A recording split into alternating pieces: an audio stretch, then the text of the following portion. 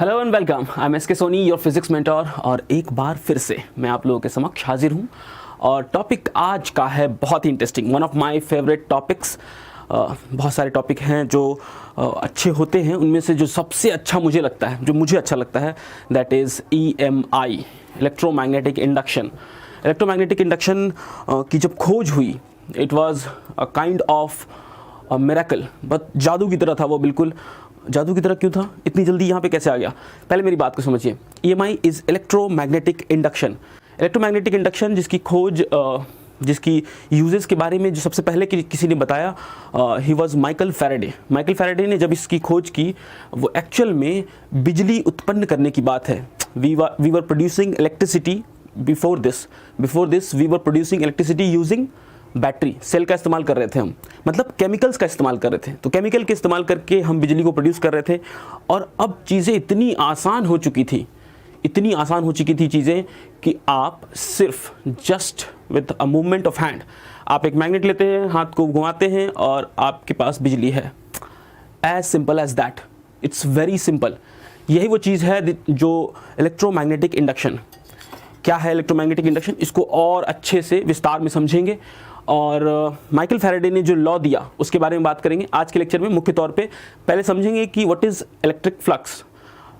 Electric flux के बारे में तो वैसे बेसिक जानकारी पहले दी जाएगी, जो आपको पहले भी दी जा चुकी है। Actually we will be dealing with the magnetic flux. मुख्य तौर पे हम लोग मैग्नेटिक फ्लक्स के बारे में डील करेंगे, जो विस्तार में करेंगे, डिटेल में मैग्नेटिक फ्लक्स को पढ़ेंगे। What exactly is magnetic flux, उसके बारे में पढ़ेंगे। इसके बाद हम देखेंगे कि माइकल फैराडे ने जो लॉ दिया, जो इलेक्ट्रोमैग्नेटिक इंडक्शन का लॉ था, माइकल फैराडे के द्वारा दिया गया, उसको हम पढ़ेंगे। माइकल फैराडे ने 2 लॉ दिया, वो क्या थे उनसे के बारे में पढ़ेंगे। उसके बाद हम इससे रिलेटेड कुछ न्यूमेरिकल्स भी लगाएंगे एंड फिर हम आगे लेंजेस लॉ, फिर इन सब को आगे पढ़ेंगे। तो आइए समझते हैं इलेक्ट्रोमैग्नेटिक इंडक्शन। इलेक्ट्रोमैग्नेटिक इंडक्शन, वैसे एक छोटा सा उदाहरण मैं अगर आपको दूं, एग्जांपल छोटा सा अगर दूं, आपने जनरेटर के बारे में ज़रूर सुना होगा। सोचो कितना अच्छा चीज़ है ये, कितनी ज़बरदस्त सी खोज है कि आप सिर्फ यूं हाथों को घुमाते हैं और आपके पास बिजली आ जाती है। इट्स वेरी सिंपल, मतलब इतना सिंपल कि आपके पास एक कॉइल है और आपके पास एक चुंबक है। आप चुंबक लेते हो, कॉइल से पास कराते हो और उस कॉइल में आप देखते हो कि मैग्नेटिक फील्ड के कारण, मैग्नेटिक फील्ड में चेंज होने के कारण करंट प्रोड्यूस होने लग जाता है। So this is electromagnetic induction. Alright, तो अब पहले ना इसके बारे में और डिटेल में जानने के लिए, मतलब how exactly this is working, इसके बारे में समझने के लिए हमें सबसे पहले ये समझना पड़ेगा कि मैग्नेटिक फ्लक्स क्या होता है। तो चलिए पहले मैं बात करता हूँ कि मैग्नेटिक फ्लक्स क्या होता है, उसको समझते हैं। What exactly is magnetic flux, पहले हम इसके बारे में बातें करेंगे, समझते हैं कि मैग्नेटिक फ्लक्स क्या है, और फिर हमारे लिए आसान हो जाएगा समझना इलेक्ट्रोमैग्नेटिक इंडक्शन। तो मैग्नेटिक फ्लक्स क्या है, पहले इस बारे में विस्तार से बात करते हैं, समझते हैं कि मैग्नेटिक फ्लक्स एग्जैक्टली है क्या। ठीक है, चलिए भाई, मैग्नेटिक फ्लक्स, अच्छा, इसको समझ लेने के बाद ही आप आगे के कॉन्सेप्ट्स क्लियर समझ पाएंगे। ठीक है, तो ये काइंड ऑफ भूमिका, इसको भूमिका बांध रहे हैं, उसके बाद फिर आएंगे, तब चीज़ों को समझेंगे। देखो भाई, मैग्नेटिक फ्लक्स क्या है। Magnetic flux is the magnetic lines of force passing through an area. किसी एरिया के थ्रू, खासतौर पे परपेंडिकुलर, मैं कह रहा हूँ कि कोई एरिया है, किसी एरिया से कितने magnetic lines of force pass कर रहे हैं। एक पर्टिकुलर एरिया हमने अज्यूम किया, ये एरिया कोई भी हो सकता है, ये एजम्पशन है। मैंने हवा में कोई एरिया अज्यूम कर लिया, ये कोई एरिया है जो मैंने अज्यूम किया, और मैं ये देख रहा हूँ कि इसमें से कितने मैग्नेटिक लाइन्स ऑफ फोर्स हैं जो पास कर रहे हैं, and this is called magnetic flux. फिर से, एक कोई एरिया है जिससे कि बहुत सारे मैग्नेटिक लाइन्स ऑफ फोर्स पास करते हैं। तो कितने मैग्नेटिक लाइन्स ऑफ फोर्स पास करते हैं, हमने उसको गिना और यही बता दिया कि दिस इज मैग्नेटिक फ्लक्स। समझिए इस बात को। लेट्स से कि ये एक एरिया है और इससे पास होने वाले जो कुछ मैग्नेटिक लाइन्स ऑफ फोर्सेज हैं वो ये हैं। मैग्नेटिक लाइन्स कुछ पास कर रहे हैं इससे, ठीक है, मतलब आप ऐसे समझ लो कि इस एरिया से बहुत सारे मैग्नेटिक लाइन्स पास कर रहे थे, और उनमें से कुछ ऐसे थे जो इस एरिया के थ्रू पास कर रहे थे, और कुछ ऐसे थे जो एरिया से बाहर थे। बात समझ रहे? मतलब अगर मैं यहाँ पर अगर बोलूँ तो एक्चुअल में हम ऐसे देख सकते हैं कि देयर आर फ्यू लाइन्स, जो कहाँ से पास कर रही हैं, इस एरिया के थ्रू पास कर रही हैं, और ये सब के सब परपेंडिकुलर टू द एरिया है, ठीक है। अच्छा, जब मैं परपेंडिकुलर टू द एरिया कहता हूँ, एरिया के परपेंडिकुलर कहता हूँ, तो आपको ये बात पता होनी चाहिए कि एरिया वेक्टर जो होगा, जो एरिया वेक्टर होता है, एरिया वेक्टर मतलब अगर ये एरिया है, लेट्स से कि ये हॉरिजॉन्टल एरिया है, तो एरिया वेक्टर इसके परपेंडिकुलर होता है, ठीक है। तो इसी बात को कौन सी बात को, मैंने कहा कि कितने मैग्नेटिक लाइंस ऑफ फोर्स पास करते हैं किसी पर्टिकुलर एरिया से, उसको हम कहेंगे मैग्नेटिक फ्लक्स। क्लियर है? कितने magnetic lines of force pass कर रहे हैं किसी पर्टिकुलर एरिया से perpendicular to that area is called magnetic flux. तो मैं अब ये कहना चाह रहा हूं कि कितने नंबर ऑफ लाइंस, कितने magnetic number of lines pass करेंगे parallel to the area vector. दो बातें मैंने कही, मैंने कहा कि एरिया के या तो परपेंडिकुलर हो, ये एरिया है और ये इसके परपेंडिकुलर कोई लाइंस पास कर रही हैं, ठीक है। एक तो ये चीज हो गया, जो एरिया के परपेंडिकुलर होगा वो एरिया वेक्टर के पैरेलल भी होगा। मैं ये बस इतना ही बताना चाह रहा हूं कि एरिया वेक्टर के टर्म्स में भी आपको दिखा हुआ मिल सकता है। तो जब एरिया वेक्टर के टर्म्स में होगा तो that lines will be parallel to the area vector, ठीक है। अब समझिए इस बात को, इस पर्टिकुलर एरिया की अगर हम बात करें तो इसमें से कुछ मैग्नेटिक लाइंस जो हैं वो इसके थ्रू पास कर रही हैं, जबकि कुछ ऐसी भी हैं जो इससे पास नहीं करती। तो जो इससे पास नहीं करती, we are not bothered about that. तो हम किसके लिए बॉदर करते हैं कि इसमें से कितनी लाइंस पास करते हैं। तो अगर मैं इस वाले एग्जाम्पल में आपसे पूछूं कि मैग्नेटिक फ्लक्स इसमें क्या होगा, तो आप बताएंगे। देखिए मैग्नेटिक फ्लक्स को मैंने आपको बताया था कि इलेक्ट्रिक फ्लक्स आप पढ़ चुके हैं, electric flux you are aware about. तो इलेक्ट्रिक फ्लक्स जो है, फ्लक्स में फाई को डिनोट करते हैं, फ्लक्स को फाई से डिनोट करते हैं, ठीक है। और उसमें ई लगा रहे थे, मतलब जब आप इलेक्ट्रिक फ्लक्स की बात करते हैं, when you talk about electric flux, देखिए जब हमने इलेक्ट्रिक फ्लक्स की बात की थी तो मैंने आपको बताया था कि इलेक्ट्रिक फ्लक्स जो है वो फाई ऑफ ई है, ठीक है। इलेक्ट्रिक फ्लक्स को ऐसे डिनोट करते हैं। अब चूंकि हम मैग्नेटिक फ्लक्स की बात कर रहे हैं तो फाई के नीचे यहाँ क्या लगेगा, बी लगेगा। तो ये मैग्नेटिक फ्लक्स है। अब इसमें मैग्नेटिक फ्लक्स कितना है, 1 2 3 4 5 6, ठीक है। तो मैग्नेटिक फ्लक्स यहाँ जो है वो 6 है। बात समझ में आ रही है? मैंने अभी क्या बताया, एक पर्टिकुलर एरिया है, इसमें कितने लाइंस पास करती हैं उसको गिना और बता दिया, magnetic flux. Let me change, थोड़ा सा मैं चेंज करता हूँ, थोड़ा सा परिवर्तन करके लेकर आते हैं। और चेंज क्या होगा, मैं ना एक काम करता हूँ, एक्चुअली मैं थोड़ा सा एक्सपेरिमेंट करना चाह रहा हूँ आपको ये समझाने के लिए कि फ्लक्स का फॉर्मूला क्या होगा, इन जनरल कैसे निकालेंगे। ऐसे गिनने बैठ जाएंगे कि, मतलब ऐसे गिनने तो नहीं बैठेंगे। तो इन जनरल फॉर्मूला क्या होगा, वो लाने के लिए, वो समझाने के लिए, उसकी फील दिलाने के लिए आपको पहले ये बताता हूँ कि अगर मैं कुछ चेंजेस करूँ, किस प्रकार के चेंजेस करूँगा, देखते हैं। लेट्स से कि मैंने मैग्नेटिक फील्ड की स्ट्रेंथ को बढ़ा दिया, area keeping the area same, ठीक है। मान लो कि एरिया को हमने सेम रखा, ये रेफरेंस के लिए एक लाइन ड्रॉ करता हूँ ताकि एरिया जो है वो आपको सेम सा दिखे कि एरिया हमने सेम ही रखा है, ठीक है। कीपिंग द एरिया सेम, हमने इस एरिया को सेम रखा। और अब हम क्या कर रहे हैं, मैग्नेटिक फील्ड की स्ट्रेंथ को बढ़ाने की कोशिश कर रहे हैं। मतलब how exactly do we do that, magnetic field की स्ट्रेंथ को बढ़ाने का मतलब है कि number of magnetic lines of force ज़्यादा पास करेंगी, मतलब क्लोज होंगी वो आपस में। और चूंकि वो आपस में क्लोज हैं तो दैट इज़ ऑब्वियस कि वो इस पर्टिकुलर एरिया से ज़्यादा होंगी जो पास करेंगी। आप समझ रहे होंगे, ऐसी मैं उम्मीद कर रहा हूँ। It is very simple. देखिए मैंने क्या किया, मैंने बस ये किया कि मैग्नेटिक फील्ड के स्ट्रेंथ को बढ़ा दिया, मैंने मैग्नेटिक फील्ड के स्ट्रेंथ को बढ़ा दिया। एरिया सेम है, जितना एरिया था उतना ही है। मैं फिर से थोड़ा सा इसको दिखा दूं आपको, जो एरिया हमारा था दैट रिमेन्स सेम, एरिया जो है वो सेम है। क्लियर, एरिया इज सेम, जो पहले हमारा एरिया था वही है। क्लियर, हमने एरिया को सेम रखा, एरिया को जितना एरिया था उतना एरिया यहाँ भी है। हमने मैग्नेटिक फील्ड के स्ट्रेंथ को बढ़ा दिया। कैसे बढ़ा दिया, मैग्नेटिक फील्ड के स्ट्रेंथ बढ़ा रहे हैं मतलब कि नंबर ऑफ लाइंस ज़्यादा होंगी एक पर्टिकुलर एरिया में। तो जब हमने ये देखा तो फिर हमने ऑब्जर्व किया कि what exactly is flux. Flux के बारे में मैंने क्या बताया कि किसी पर्टिकुलर एरिया से कितनी लाइंस पास करती हैं वही फ्लक्स है। तो अब इसमें फ्लक्स बढ़ गया, ऑफ कोर्स बढ़ गया। अब इसका फ्लक्स अगर मैं आपसे पूछूं तो शायद आप मुझे जो वैल्यू बताएंगे वो 6 नहीं होगा। यहाँ जो 6 आया था, मतलब 6 हमने लाइन गिनी थी, 6 था, फ्लक्स 6 बताया था, इसमें क्या 6 होगा? नहीं होगा। एक बार गिन ले, क्या गिन लेते हैं, 1 2 3 4 5 6 7 8 9 10 11 12 13 14, ठीक है, टोटल 14 है। तो एक्चुअली में हुआ ये कि फ्लक्स चेंज हो गई, ठीक है। फ्लक्स चेंज हुआ, कैसे चेंज हुआ? हमने मैग्नेटिक फील्ड के स्ट्रेंथ को बढ़ा दिया, हमने सिर्फ मैग्नेटिक फील्ड के स्ट्रेंथ को बढ़ाया, तो हमने ये पाया कि yes there is a change in flux, ठीक है। तो व्हाट एग्जैक्टली वी ऑब्जर्व्ड, इस चीज से, इस चेंज से हमने क्या ऑब्जर्व किया? हमने ये ऑब्जर्व किया कि सबसे पहले तो कलम चेंज कर लो, ये ऑब्जर्व किया, और दूसरा कि फ्लक्स जो है, and we talk about magnetic flux, magnetic flux जो है वो डिपेंड करेगा मैग्नेटिक फील्ड के ऊपर। मतलब अगर हम मैग्नेटिक फील्ड के स्ट्रेंथ को बढ़ा दें तो मैग्नेटिक फ्लक्स बढ़ जाएगा। Magnetic flux is directly proportional to the magnetic field, to the applied magnetic field, ठीक है। तो एक तो हमें ये पता चल गया कि यस फ्लक्स को बढ़ाना है अगर, तो मैग्नेटिक फील्ड को बढ़ा दो, फ्लक्स बढ़ जाएगा, ठीक है। ये एक ऑब्जर्वेशन है जो हमने देखा, ठीक है।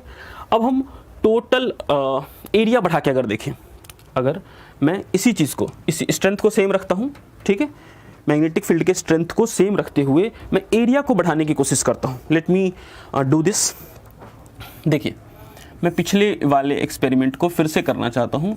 जैसे हमारा ये एरिया था, ठीक है, इस पर्टिकुलर एरिया से हमने पहले देखा था कि मैग्नेटिक लाइंस ऑफ फोर्स जो टोटल पास कर रही थी वो कुछ शायद 6 थी, ठीक है। तो total 6 magnetic lines of force यहाँ से पास कर रही थी, ठीक है। अब एरिया को सेम रखते हुए मैं मैग्नेटिक फील्ड को बढ़ाता हूं।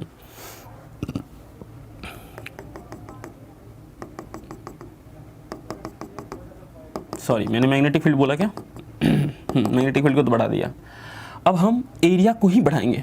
Magnetic field, keeping the magnetic field same, magnetic field की स्ट्रेंथ को सेम रखते हुए हम एरिया को बढ़ाएंगे। देखो भाई, मैग्नेटिक फील्ड सेम है, अब हम एरिया को इंक्रीज करते हैं। जब हम एरिया इंक्रीज करेंगे तब क्या होगा? तब ये होगा कि ज़्यादा मैग्नेटिक लाइंस ऑफ फोर्स यहाँ से पास करेंगी। क्या ये बात समझ में आती है? क्या ज़्यादा लाइंस पास नहीं करेंगी? ऑफ कोर्स करेंगी, क्योंकि मैग्नेटिक लाइंस तो ऊपर भी है, मैग्नेटिक लाइंस तो ऊपर भी है, ठीक है। तो हमने क्या ऑब्जर्व किया? हमने एक और चीज़ ऑब्जर्व किया। हम एग्जैक्टली कर क्या रहे हैं? हमने सबसे पहले पढ़ा कि मैग्नेटिक फ्लक्स होता क्या है। तो मैग्नेटिक फ्लक्स के बारे में बताया गया कि number of magnetic lines of force passing perpendicular to the area. कोई पर्टिकुलर एरिया है, उसमें से कितने magnetic lines of force perpendicular pass करते हैं, उसको हम मैग्नेटिक फ्लक्स कहते हैं। अब हम देख रहे हैं, सबसे पहले हमने ये देखा कि अगर हम मैग्नेटिक फील्ड को सेम रखें, एरिया को सेम रखें, मैग्नेटिक फील्ड को बढ़ा दें तो फ्लक्स में चेंज आएगा। उसके बाद हमने देखा कि अगर हम मैग्नेटिक फील्ड को सेम रखें और एरिया को चेंज कर दें, अगर हम एरिया में चेंज ले आएँ तो भी मैग्नेटिक फ्लक्स चेंज हो जाएगा। तो यहाँ पर हम ऐसा लिख सकते हैं, magnetic flux is directly proportional to the area. Area बढ़ा, मैग्नेटिक फ्लक्स बढ़ा। कैसे बढ़ गया? अरे इसमें कितना मैग्नेटिक फ्लक्स, इसका अगर मैं लिखूंगा 6 आएगा। कितनी लाइन पास कर रही हैं? 6। इसमें ज़्यादा लाइन पास नहीं कर रही है ना ज़्यादा, तो ज़्यादा लाइन पास करी तो मतलब फ्लक्स बढ़ गया, तो यानी कि एरिया के डायरेक्टली प्रोपोर्शनल है। अब आपको एक बात बताता हूँ, जीवन की सच्चाई। जीवन में क्या होता है कि हर बार जैसा हम सोचते हैं, हर बार जैसा हम सोचते हैं वैसा ही हो, ऐसा नहीं है। मैं कहना क्या चाह रहा हूँ? मैं कहना ये चाह रहा हूँ कि जैसा कि हमने अभी पढ़ा कि मैग्नेटिक फ्लक्स क्या होता है, मैग्नेटिक फ्लक्स क्या होता है? Number of magnetic lines of force passing perpendicular to the area. एक बार इसको लिख देता हूँ, ठीक है। मैग्नेटिक फ्लक्स की परिभाषा, डेफिनेशन जो है उसको लिख देता हूँ। मैग्नेटिक फ्लक्स, ठीक है। तो जी मैग्नेटिक फ्लक्स क्या होता है?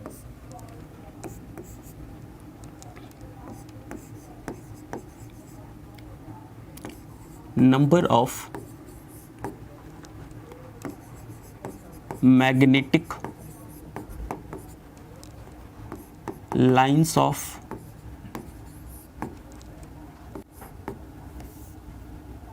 या फिर डायरेक्ट लिख देते, number of magnetic lines passing perpendicular to an area is called magnetic flux.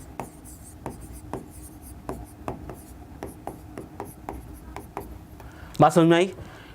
Number of magnetic lines of force या फिर magnetic lines passing perpendicular to an area is called magnetic flux, ये तो हमने बताया था। लेकिन अभी मैं थोड़ी देर पहले बात कर रहा था कि दुनिया में चीज़ें, ज़िंदगी में चीज़ें हमेशा हमारे अकॉर्डिंग नहीं होती। जैसा हम सोचते हैं हमेशा वैसा ही हो, ऐसा ज़रूरी नहीं है। मतलब व्हाट एग्जैक्टली मैं कहना क्या चाह रहा हूँ वो समझिए बात को। देखिए भाई, मैं कहना एक्चुअल में ये चाह रहा हूँ कि अगर कोई एरिया है, ठीक है, अगर कोई एरिया है तो क्या ज़रूरी है कि सारे मैग्नेटिक लाइंस ऑफ फोर्स, सारे मैग्नेटिक लाइंस जो हैं वो इसके परपेंडिकुलर ही हों?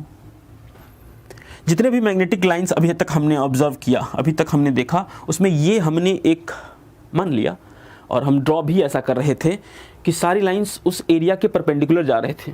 क्यों? क्योंकि मैग्नेटिक फ्लक्स की डेफिनेशन ही यही थी कि कितने परपेंडिकुलर जाएंगे। तो क्या हमेशा परपेंडिकुलर जाएंगे?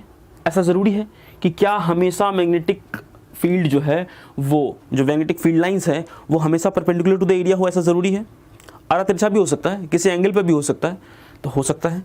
आइए, अगर हम किसी एंगल पर मैग्नेटिक फील्ड हो तब क्या करेंगे?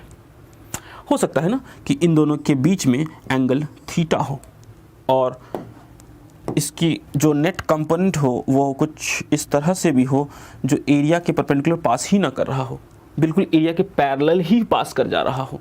आप समझ रहे हैं इस बात को? ये एरिया है, ठीक है, दिख रहा है, ये एरिया है ना, मेरी हथेली को मैं एरिया मान रहा हूँ। तो एक तो ये चीज़ था कि इसके परपेंडिकुलर पास कर रहे थे, ठीक है, ऐसे ऐसे ऐसे परपेंडिकुलर पास कर रहे थे, तो उसको तो हमने बोला कि फ्लक्स है, ठीक। ये भी तो हो सकता है कि जब किसी एंगल पे हो, जब किसी पर्टिकुलर एंगल पे हो तो उसका कुछ कंपोनेंट ऐसा होगा जो बिल्कुल इसके पैरेलल ही पास कर रहा होगा।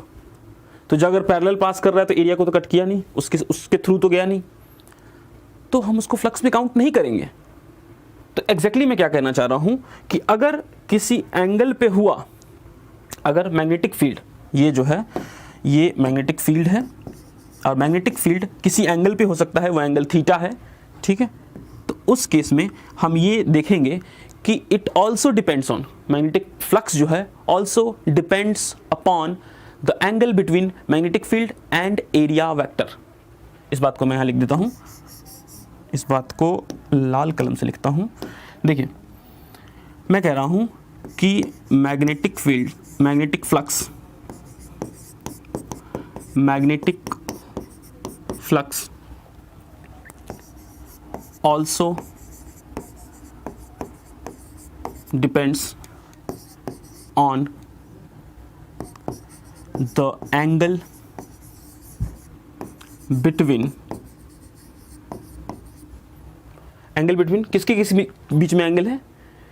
जो एरिया वेक्टर है, एरिया वेक्टर है, ये हमारा एरिया वेक्टर है, ठीक है, ये एरिया वेक्टर है, perpendicular to the area, area vector होता है, और ये है मैग्नेटिक फील्ड लाइंस, ठीक है। तो मैग्नेटिक फील्ड लाइन जो है वो एरिया वेक्टर से कितना एंगल बनाता है इस बात पर भी डिपेंड कर रहा है। तो magnetic flux also depends on the angle between area vector, area vector and angle between the area vector and magnetic field, magnetic field lines, ठीक। मतलब मैं इसी बात को शॉर्ट में ऐसे लिख सकता हूं कि फाई बी यानी कि magnetic flux is directly proportional to theta. Theta क्या है? Between area vector and B vector, ठीक है। तो इसको मैं ब्रैकेट में यहां पे लिख देता हूं, बिटवीन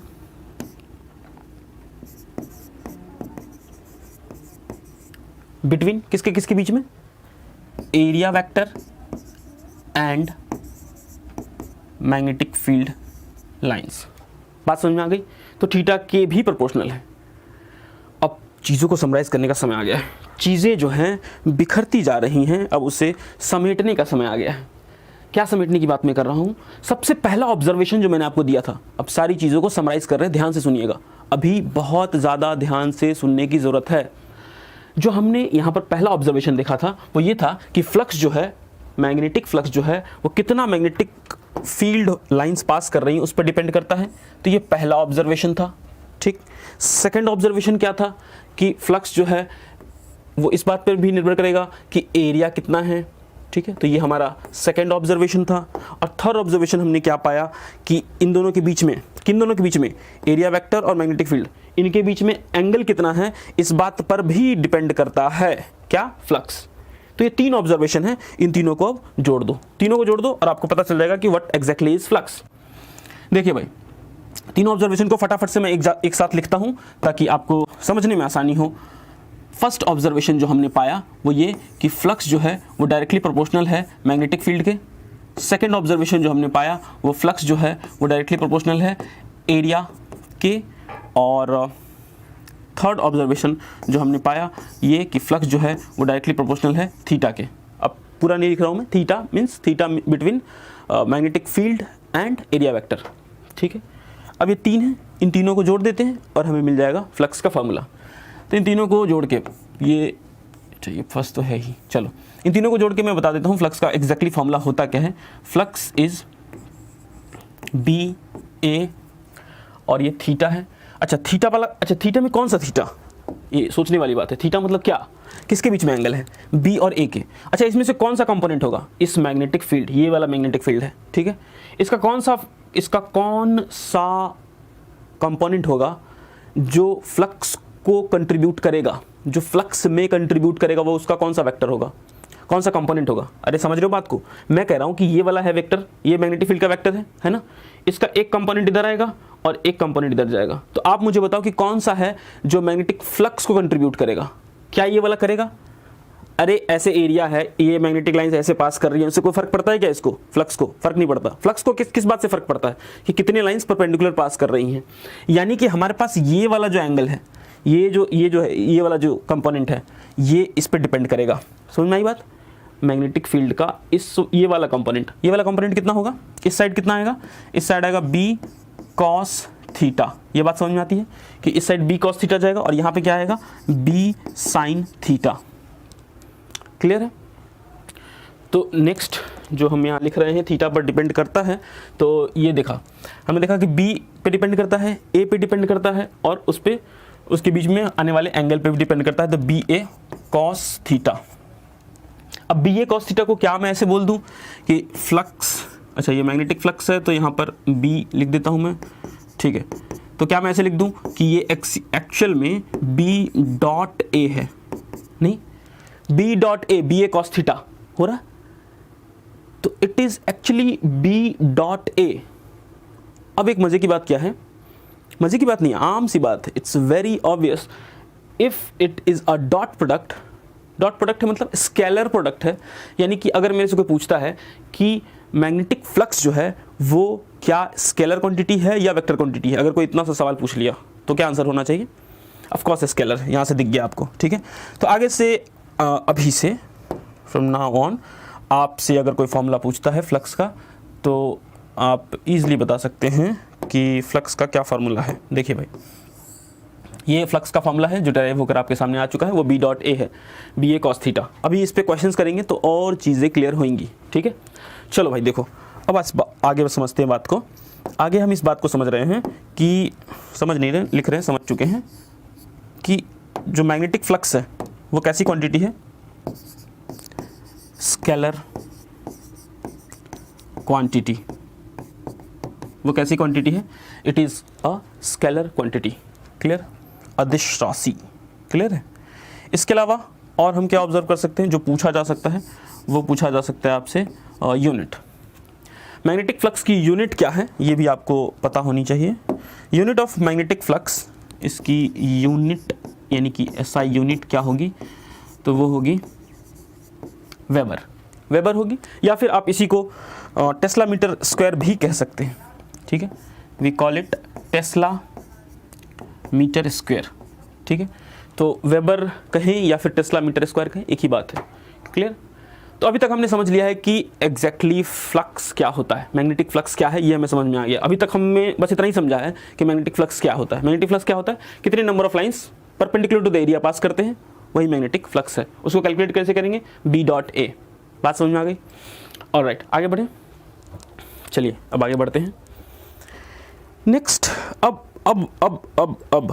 अब समय है जब हम समझ सकते हैं कि इलेक्ट्रोमैग्नेटिक इंडक्शन क्या होता है। हमने जब भूमिका बांध ली, जब मैंने फ्लक्स बताया था तब मैंने बता दिया था कि पहले भूमिका बांधेंगे, भूमिका बन चुकी है। अब हम समझ पाएंगे कि मैग्नेटिक फ्लक्स समझने के बाद हम ये समझ पाएंगे कि what exactly is the electromagnetic induction. Electromagnetic induction को वैसे ऐसा कहा जाता है कि इट वाज एन एक्सीडेंटल, गलती से खोज हो गई। वैसे गलती से कुछ नहीं होती, इट टेक्स अ लॉट, आपको बहुत सारी मेहनत लगती है, उसके बाद गलती से कुछ होता है तो वो गलती नहीं मानी जाएगी फिर। एनीवेज, हम पहले ये समझते हैं कि इलेक्ट्रोमैग्नेटिक इंडक्शन क्या है वो समझते हैं, और कैसे कैसे एक्सपेरिमेंटली माइकल फैराडे साहब ने इसकी खोज की। तो सबसे पहले एक्सपेरिमेंटल ऑब्जर्वेशन हम देखते हैं जो माइकल फैराडे साहब ने की। फैराडेज एक्सपेरिमेंटल ऑब्जर्वेशन, उन्होंने एक्सपेरिमेंटली क्या ऑब्जर्व किया, अब उसकी बारी है। देखिए, मैग्नेटिक लाइंस ऑफ फोर्स जो किसी एरिया से पास कर रही थी, तो माइकल फैराडे ने क्या ऑब्जर्व किया कि जब लेट्स से ये कोई एरिया है जहाँ से मैग्नेटिक लाइंस पास कर रही हैं, इसमें मैग्नेटिक लाइंस पास कर रही हैं, उन्होंने क्या किया कि मैग्नेटिक फील्ड को, अच्छा ये इसका मतलब समझ में आता है, ये काटा काटा काटा काटा क्या है, इसका क्या मतलब होता है। इसके अलावा आपको डॉट डॉट डॉट डॉट ये भी मिल सकता है कभी। What exactly is dot dot dot, ये कटा कटा क्या है। देखिए, एक्चुअल में ये बताता है कि magnetic field is into the paper, into the board.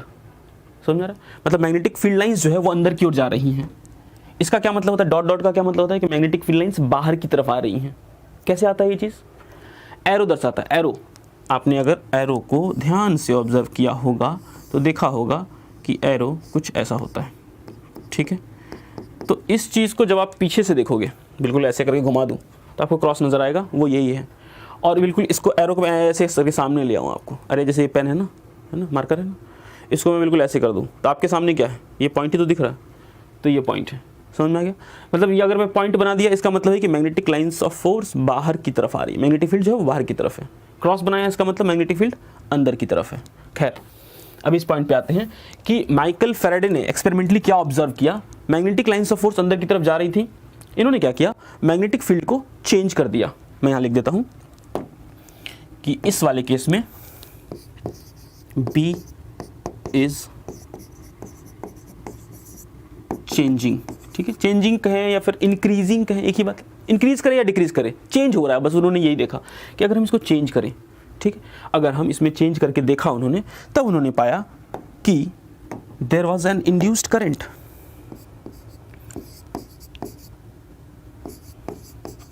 Current was induced.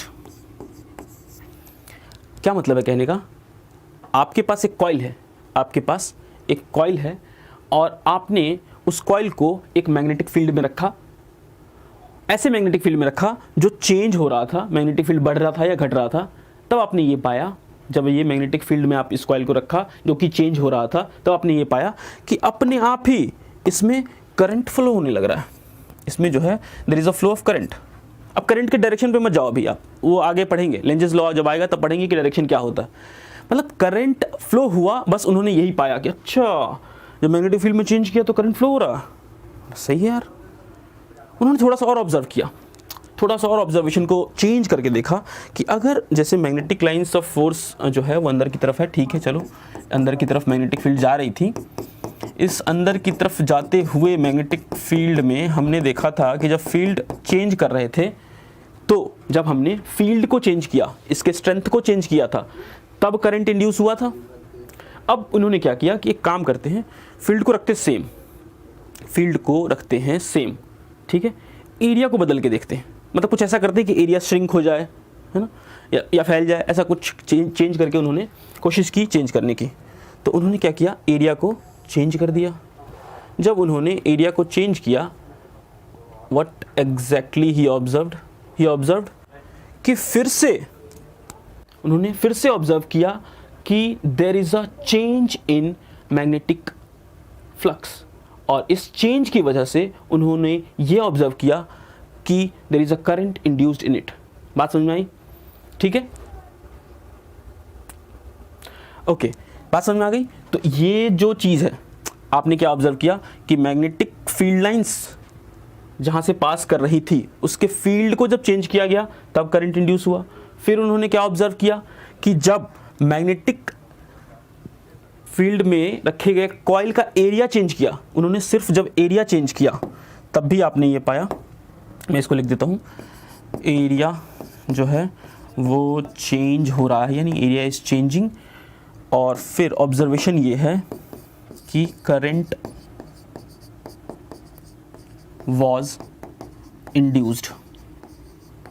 उन्होंने क्या ऑब्जर्व किया कि करंट जो है इसमें भी इंड्यूस हो रहा है। चाहे आप फ्लक्स चेंज, फील्ड चेंज करो तो करंट इंड्यूस हो रहा है, एरिया चेंज करो तो भी करंट इंड्यूस हो रहा है। ठीक है, चलिए, तो now is the time that we conclude. अभी एक्चुअल में अगली क्लास है तो I have to leave the studio और सेशन को यहीं पर रोकना पड़ता है।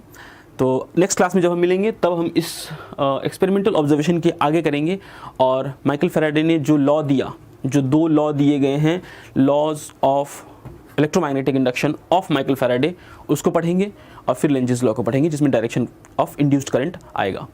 तो आज की क्लास पे यहीं रखते हैं, ख़त्म करते हैं। तब तक के लिए जय हिंद।